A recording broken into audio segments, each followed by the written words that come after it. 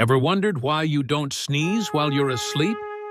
It's all about your brain shutting down the sneeze reflex. When you sleep, your body enters a state of deep relaxation. This relaxation helps prevent involuntary actions like sneezing. Your brain prioritizes rest over reflexes during sleep. So, if you feel a tickle, you won't sneeze until you wake up. This is why sneezing in your sleep is super rare.